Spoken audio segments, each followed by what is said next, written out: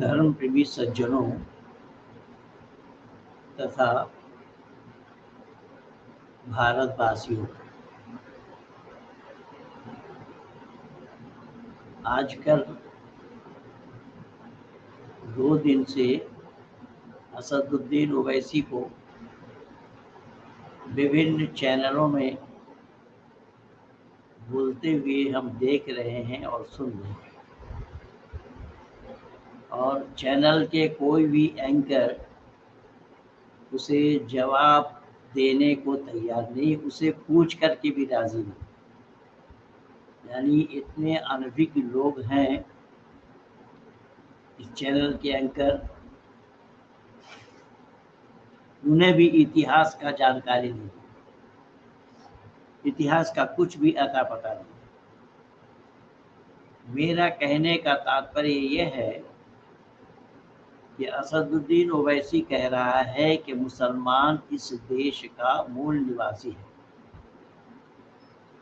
तो बंधुओं, जब हम इतिहास के पन्नों को पलटते हैं तो हमें ये पता लगता है कि पृथ्वीराज चौहान के पास मोहम्मद गोरी 16 बार हारे। ये हार क्यों हुई, कैसे हारे?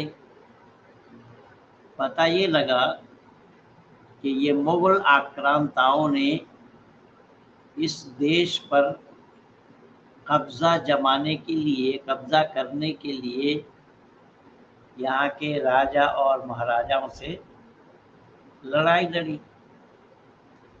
जब राजा और महाराजाओं से लड़ाई लड़ी और पृथ्वीराज चौहान से 16 बार हारे, जब मुसलमानों को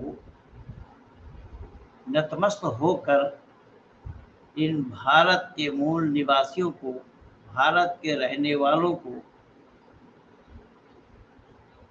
झुककर सलाम करना चाहिए कि उन्हें 16 बार जीवन दान दिया। लेकिन दुर्भाग्य तो ये है कि यह लोग एहसान फरामोश है, और उसी एहसान फरामोशी में ये बड़बोलापन किए जा रहे हैं, बोले जा रहे हैं, बके जा रहे हैं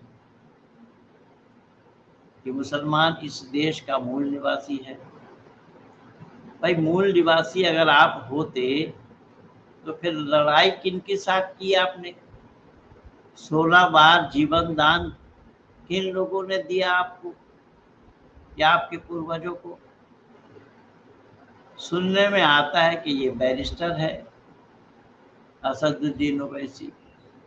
पता नहीं ये बैरिस्टरों की पढ़ाई पढ़ी है तो इनको ये भारत के इतिहास नहीं मालूम कि भारत के इतिहास क्या है। भारतीय इतिहास में ये बात अंकित है, इसके बावजूद भी इसी भारत को मुसलमानों का कहना ये कितनी बड़ी भूल है। रही बात, उसमें ये भी सुना कि आर्य लोग बाहर से आए, वो कह रहा है आर्य लोग बाहर से आए। आर्य लोग बाहर से आए, उस बेचारे को ये भी पता नहीं है कि इस देश का नाम आर्यवर्त है। जब इस देश का नाम आर्यवर्त है तो ये देश आर्यों का है, तभी तो आर्यवर्त नाम पड़ा। फिर आर्य बाहर से कहां से आए? जो डिस्कवरी ऑफ इंडिया में नेहरू ने लिखा है, ऋषि दयानंद ने भी लिखा है बाहर से आए। बाहर से कहां से आए उसको ऋषि दयानंद ने दिखाया, जवाहरलाल नेहरू दिखा नहीं पाए। अर्थात ये सृष्टि की रचना तिब्बत से हुई है, जो सबसे ऊंची जगह है। जब सृष्टि की रचना तिब्बत से हुई है तो तिब्बत से यहाँ तक आए, ऋषि दयानंद ने ये माना है, ये लिखा है।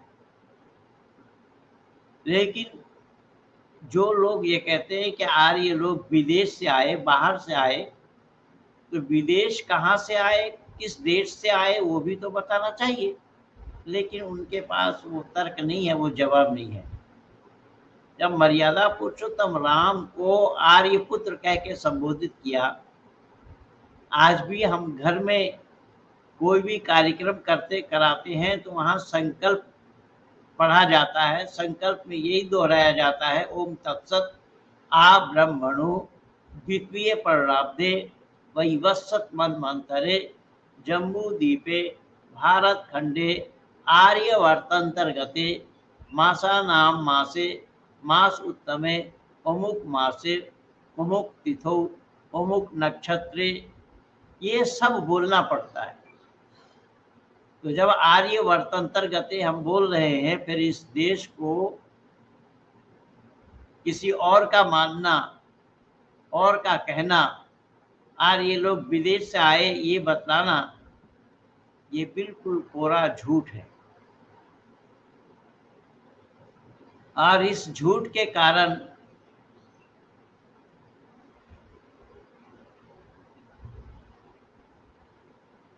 हाँ जी प्रभाकर जी नमस्ते, चौरसिया जी, इस झूठ के कारण दुनिया वाले भी सच्चाई को समझने के लिए तैयार नहीं है। दुनिया वाले भी सच्चाई को समझने के लिए तैयार नहीं है। जब यहाँ चाहे वो रामायण का सीरियल हो, महाभारत का सीरियल हो, चाहे चाणक्य वाला सीरियल हो, हर सीरियल में जब इस देश का नाम आर्यवर्त कहा गया है, आर्य लोग इस देश के मूल निवासी हैं ये कहा गया है, दिल्ली यूनिवर्सिटी के 3 प्रोफेसर ने मोहर लगाई है। और जितने भी बहुत सारे कलाकार हैं, जिन कलाकारों ने भी आर्य इस देश के मूल निवासी हैं ये शब्द उच्चारण किया है। इसके बावजूद भी ओवैसी का आँख खुल नहीं रहा है। ओवैसी लफाजी करते हैं और ये लफाजी करते हुए कह रहे हैं कि आर्य लोग विदेश से है और मुसलमान इस देश के मूल निवासी हैं। जब मुसलमान इस देश के मूल निवासी हैं, असदुद्दीन ओवैसी, मैं तुम्हें बता रहा हूं कि तुम्हारा अकबरुद्दीन ओवैसी तुम्हारा भाई,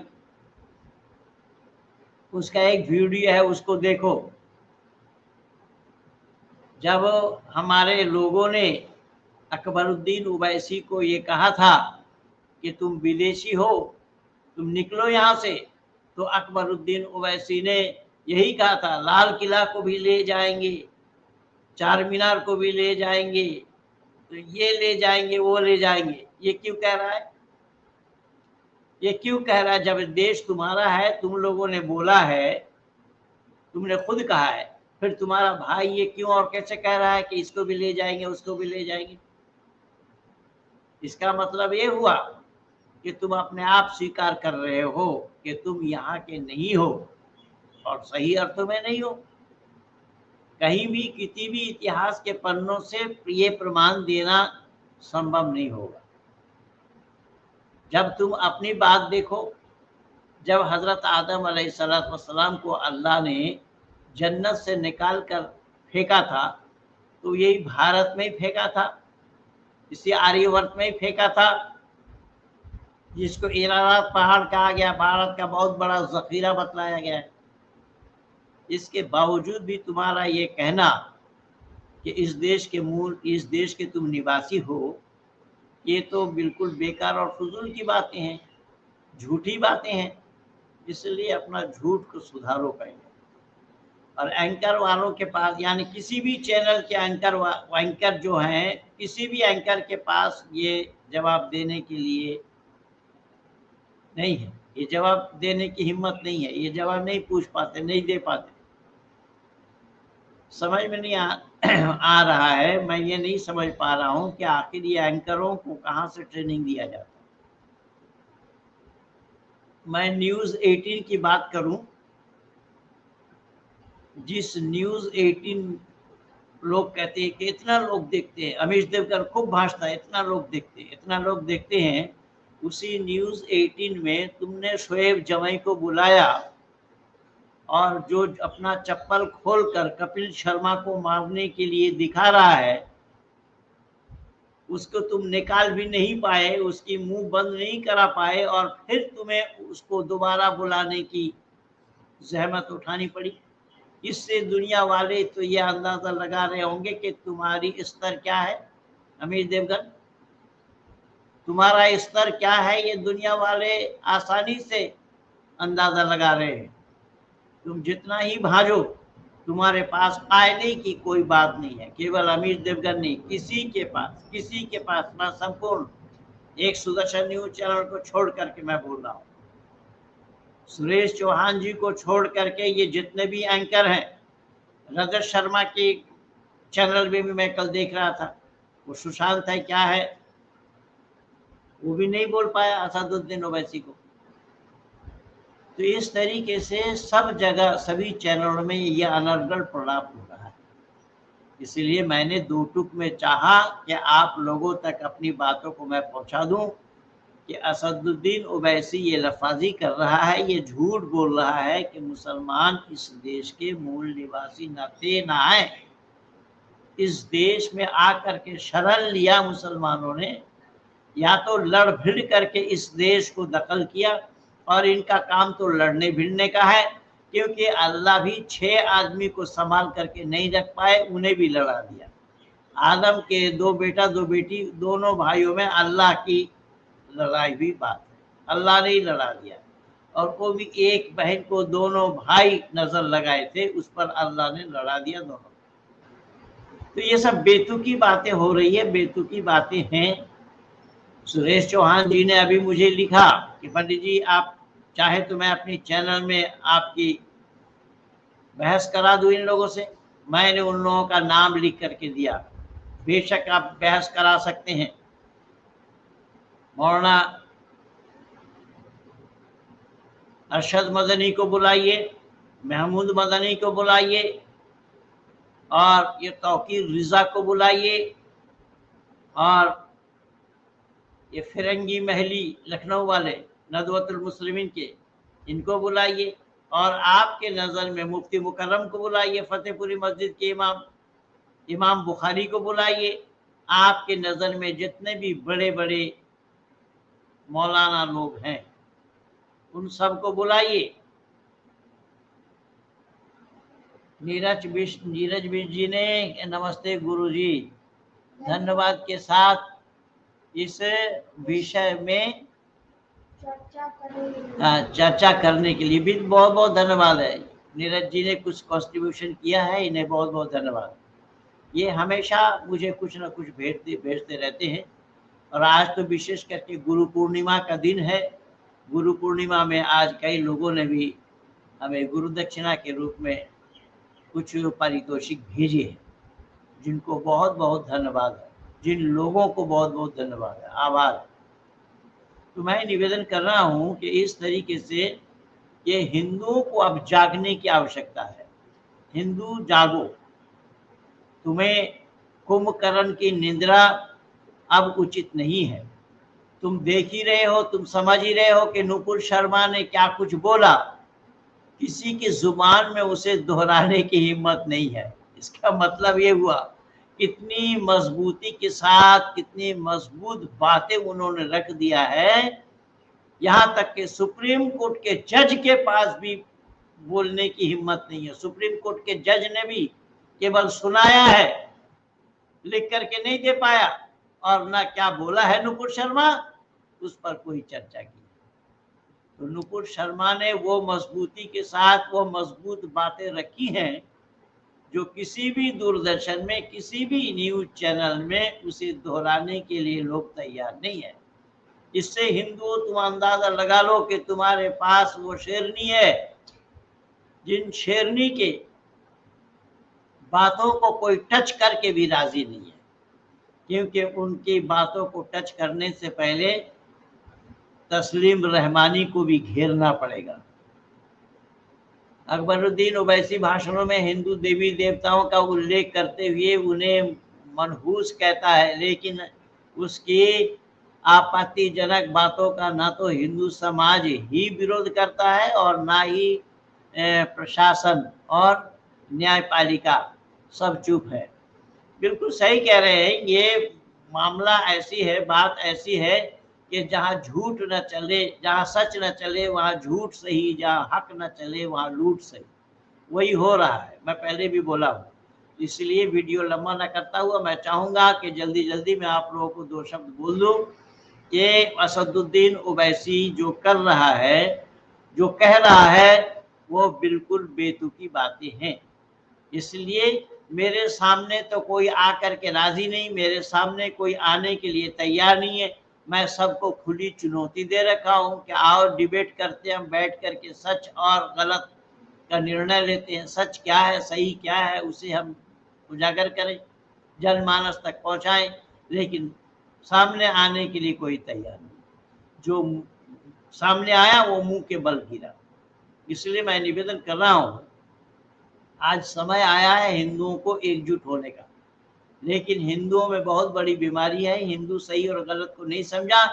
जो हिंदू जिस ख्वाजा मोइनुद्दीन चिश्ती के मज़ार में चढ़ावा चढ़ाने के लिए जाता है, उसी ख्वाजा मोइनुद्दीन चिश्ती का ये खादिम गला काटने की बात कर रहा है। हिंदुओं, अब ख्वाजा मोइनुद्दीन को अलविदा कह दो और जितने भी तुम इस तरीके का काम करते हो उसे रोको, तभी बात बनेगी। सत्य एक है, सत्यमेव जयते, नैतम सत्य न पंथा बीता तो देवयाना। सत्य का ही विजय होता है, सत्य का ही जय होता है। सत्य को कोई दबा करके रख नहीं सकता।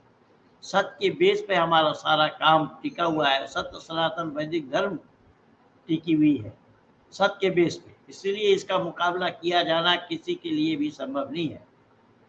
तो मैं निवेदन यही कर रहा था कि आप लोगों को धैर्य के साथ काम लेना चाहिए और धैर्य के साथ इन लोगों का मुकाबला करना चाहिए, सत्य और असत्य को लेकर के। क्योंकि मैंने बोला सुरेश चौहान जी को, ये कुरान कलामुल्लाह है, इस विषय पर चर्चा करें, या इस्लाम धर्म है, इस विषय पर चर्चा करें, ईश्वर और अल्लाह दोनों नाम एक है, इस विषय पर चर्चा करें, इस्लाम में मानवता का पाठ है, इस विषय पर चर्चा करें। इन 4 विषय मैं दिया हूँ, सुरेश चौहान जी को लिख करके दिया हूँ। तो बंधुओं, जिनको मन करे वो सामने आए और सामने बैठ करके हम डिबेट करें, सही और गलत का निर्णय लें। दुनिया वालों के साथ सत्य का संपर्क है, दुनिया वालों की सच्चाई के साथ जोड़े। मैं अधिक न लंबा करता हुआ यहीं पर ही अपनी वाणी को विराम दे रहा हूँ। बिना सूचना दिए हुए मैं आ गया। आप लोग इतने जल्दी में इतने लोग जुड़ गए हैं, आप लोगों को बहुत बहुत धन्यवाद। तहे दिल से मैं शुक्रिया अदा करता हूँ। आप लोग समय निकाल कर आखिर जुड़ ही गए हैं, क्योंकि आप लोगों की हमेशा ये इच्छा रहती है कि पंडित जी कब आ रहे हैं। तो ये थोड़ा सा छोटा सा विचार मैं आप लोगों को दिया कि असदुद्दीन ओवैसी के इस झूठ को उजागर करे सब मिलकर, कि वो झूठ बोल रहा है, वो जानता नहीं है, भारत का इतिहास भी नहीं जानता है। तो झूठ मूठ का बैरिस्टर बता रहा है अपने को, झूठ मूठ की बैरिस्टरी पढ़ करके आया है। बैरिस्टरी पढ़ा या नहीं मुझे संदेह है। अगर वो बैरिस्टरी पढ़ करके आता तो राम मंदिर के केस में भी जा सकता था, 370 के खिलाफ भी जा सकता था सुप्रीम कोर्ट में, और जो 3 तलाक पर हुआ बात हुई उस पर भी जा सकता था। ये कहीं पर भी सुप्रीम कोर्ट के नज़दीक तक नहीं गए। इससे ये अंदाज़ा लगा लीजिए कि वो बैरिस्टर तो केवल फर्जी है, फर्जी बैरिस्टर है। वो पढ़ा पूरा कुछ नहीं है, बस झूठ मूठ डिग्री लेकर के आया है। या डिग्री तो खैर वहाँ वैसे ही तो नहीं मिलती, लेकिन हाँ वहाँ किस तरीके से वो एडमिशन लिया और फिर निकल आया। डिग्री उसके पास नहीं है, मुझे ऐसा लग रहा है शायद, क्योंकि किसी भी केस में उसकी पहल क्यों नहीं है, होना चाहिए। इसलिए मैं निवेदन कर रहा हूँ, बहुत बड़ा झूठ और फरेब सब लोगों ने मिल करके चला रखा है। इस झूठ और फरेब को उजागर करने के लिए आप लोगों को संघबद्ध तरीके से आना पड़ेगा सामने आकर के ही हम मुकाबला कर सकते हैं, झूठ का जवाब दे सकते हैं, झूठ का पर्दाफाश कर सकते हैं। एक ही रास्ता है कि आप लोग आइए और सामने आकर के मुकाबला करें इन झूठों का। इन्हीं शब्दों के साथ अपने वाणी को मैं विराम दे रहा हूँ। आप सब लोगों को बहुत बहुत धन्यवाद। जल्दी में जितने लोग जुड़े हैं आप सबका आभार व्यक्त करता हूँ। धन्यवाद के साथ मैं इन्हें पढ़ा।